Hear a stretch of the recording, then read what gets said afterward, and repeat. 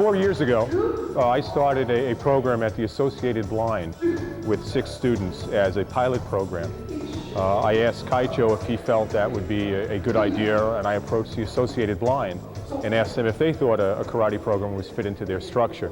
The Associated Blind houses around 300 individuals in 205 apartments, and they offer programs to visually impaired persons. This was the first program they've ever tried to offer with such a large amount of physical contact and activity. And from our 6 students 4 years ago, we've grown to a little bit more than 30 students. We started with a 2-hour class, and now we have programs on 3 days.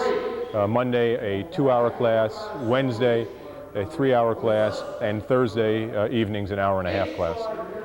Everyone that participates at the Associated Blind program is legally blind. Even identifying a person at the distance that we're standing, approximately 4 feet, would be very difficult even for the best vision of the students. But it ranges from people with no perception of light or darkness to people that can distinguish between light and darkness to very poor vision. Well, I was thinking about this program for about 6 years before it actually started. And I'd say the last 3 years before it started, I spent a lot of time on thinking of how a very visually trained sport can be converted to a verbal feeling and motion sport. And when we first started, I started that alone, and it took about 45 minutes to get people into a Zenkusadachi stance. But after the first 6 months, I was very lucky, and we have a very large volunteer training staff.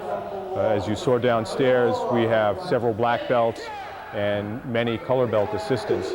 It's even more than an assistance program, because they have to really be able to get in there, know the finer details of all the moves, to be able to convert that to a very verbal translation of a kata or a break or a punch.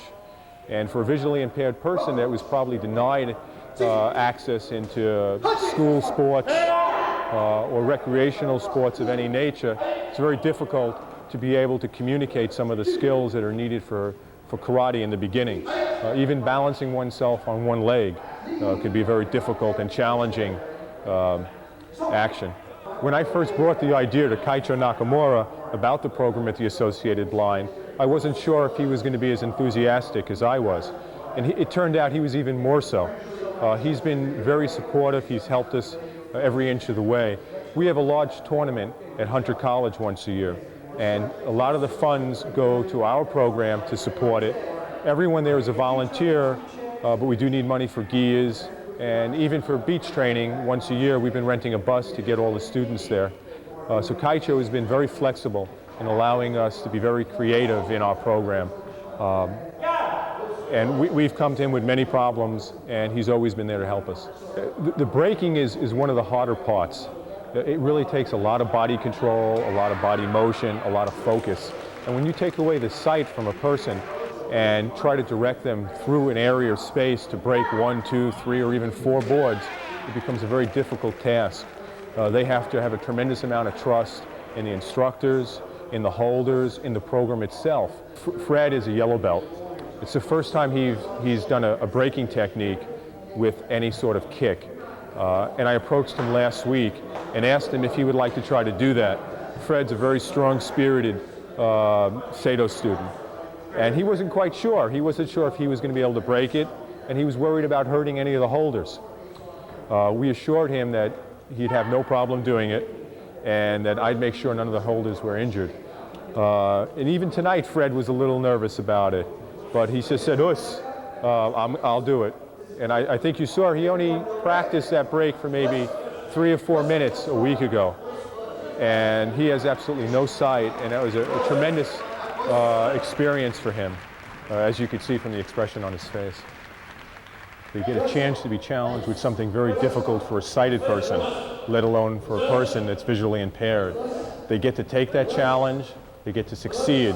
They get to succeed in a sighted world up here at Seido. All the promotions are here, and they get to perform as well and sometimes better than the sighted students. The program has been very successful. The people that we've touched, their lives have really changed. They've been more committed. As any martial arts, it shows the individual that they can do what they thought was impossible.